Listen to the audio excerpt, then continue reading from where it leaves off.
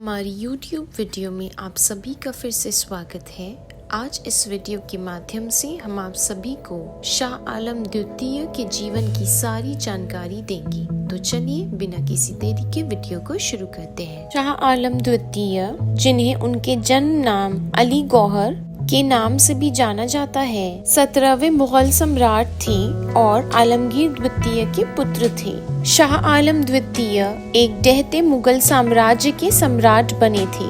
उनके शासनकाल के दौरान उनकी शक्ति इतनी कम हो गई थी कि इसने फारसी भाषा में एक कहावत को जन्म दिया, सल्तने शाह आलम आज दिल्ली तक पालम, जिसका अर्थ है शाह आलम का साम्राज्य दिल्ली से पालम तक है। पालम दिल्ली का एक उपनगर है। शाह आलम द्वितीय के जीवन की आगे की जानकारी देने से पहले हम आप सभी को शाहजहां द्वितीय के जीवन की जानकारी देंगे। शाहजहां द्वितीय 16वें मुगल सम्राट थे। वह मोहम्मद काम बख्श के सबसे बड़े बेटे मुही-उस-सुन्नत के बेटे थे, जो औरंगजेब के सबसे छोटे बेटे थे। उन्हें इमादुल मुल्क की मदद से दिल्ली में पेचीदगियों के परिणाम स्वरूप दिसंबर 1759 में मुगल सिंहासन पर रखा गया था। बाद में उन्हें मुगल प्रमुखों द्वारा हटा दिया गया था।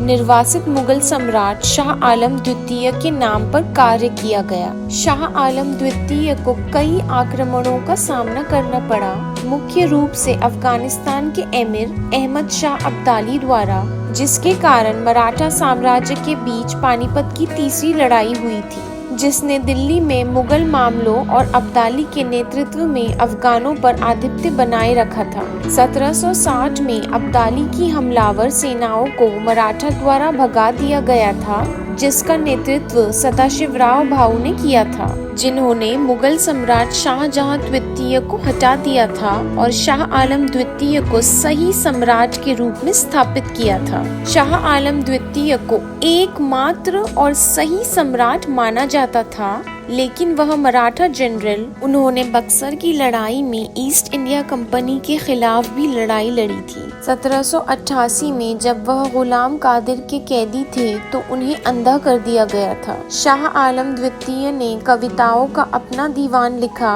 और उन्हें आफताब उपनाम से जाना जाता था।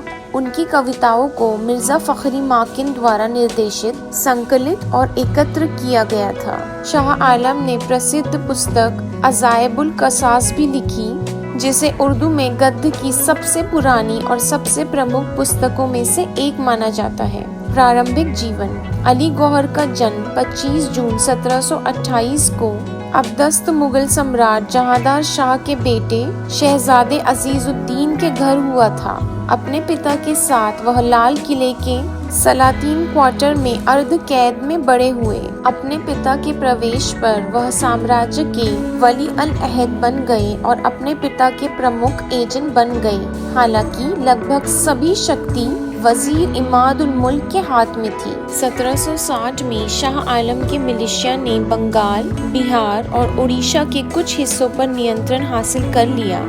प्रिंस अली गौहर और उनकी 30,000 की मुगल सेना ने मीर जाफर और इमादुल मुल्क को उखाड़ फेंकने का इरादा किया, क्योंकि उन्होंने 1759 में अवध और पटना की ओर बढ़कर उन्हें पकड़ने या मारने की कोशिश की थी। लेकिन संघर्ष में जल्द ही मुखर ईस्ट इंडिया कंपनी का हस्तक्षेप शामिल हो गया। शाह आलम द्वितीय को दुर्रानी साम्राज्य द्वारा सम्राट माना जाता था। बक्सर की लड़ाई 22 अक्टूबर 1764 को बंगाल के नवाब मीर कासिम की संयुक्त सेनाओं के बीच लड़ी गई थी। शुजाउद्दौला अवध के नवाब, मुगल सम्राट शाह आलम द्वितीय और हेक्टर मुनरो के नेतृत्व में ईस्ट इंडिया कंपनी की कमान के तहत सेनाएं बंगाल के क्षेत्र के भीतर गंगा नदी के तट पर स्थित एक शहर बक्सर में लड़ी गई थी। लड़ाई ईस्ट इंडिया कंपनी के लिए एक निर्णायक जीत थी। बक्सर की लड़ाई के तुरंत बाद शाह आलम द्वितीय, एक संप्रभु जिसे अभी अभी अंग्रेजों ने हराया था, ने वर्ष 1765 में इलाहाबाद की संधि पर हस्ताक्षर करके उनकी सुरक्षा की मांग की। शाह आलम द्वितीय को बंगाल की दीवानी ईस्ट इंडिया कंपनी को देने के लिए मजबूर किया गया था। बदले में कंपनी द्वारा एकत्र किए गए राजस्व से 2.6 मिलियन रुपए की वार्षिक श्रद्धांजलि दी गई थी। एक बड़े हमले के दौरान जाटों ने 1761 में आगरा की घेराबंदी की। 20 दिनों के बाद 12 जून 1761 को आगरा में मुगल सेनाओं ने जाटों के सामने आत्मसमर्पण कर दिया। जाटों ने शहर को लूट लिया और इनाम ले लिया, जिसमें प्रसिद्ध ताजमहल के प्रवेश द्वार पर 2 महान चांदी के दरवाजे भी शामिल थे, जिन्हें 1764 में सूरजमल द्वारा ले जाया गया और पिघला दिया गया था। नवाब मजद-उद-दौला के बाद मुगलों के एक ज्ञात दुश्मन नजीब खान के पोते गुलाम कादिर ने अपने सिख सहयोगियों के साथ शाह आलम द्वितीय को मुगल साम्राज्य के ग्रैंड विजियर के रूप में नियुक्त करने के लिए मजबूर किया। गुलाम कादिर ने मुगल खजाने की तलाश में महलों को तबाह कर दिया, जिसकी कीमत 250 मिलियन रुपए आंकी जाती है। इतनी राशि का पता लगाने में असमर्थ और मुगल सम्राट के उन्हें और उनके सिख सहयोगियों को खत्म करने के प्रयासों से नाराज गुलाम कादिर ने खुद 10 अगस्त 1788 को शाह आलम द्वितीय को एक अफगानी चाकू से अंधा कर दिया। गुलाम कादिर ने सम्राट और उनके परिवार के साथ क्रूरता से व्यवहार किया। खून से लथपथ बादशाह की मदद करने की कोशिश करने वाले 3 नौकरों और 2 जलवाहकों का सिर कलम कर दिया गया। महादाजी शिंदे ने हस्तक्षेप किया और गुलाम कादिर को मार डाला। 2 अक्टूबर 1788 को दिल्ली पर कब्जा कर लिया। उन्होंने शाह आलम द्वितीय को सिंहासन पर बहाल किया और उनके रक्षक के रूप में कार्य किया।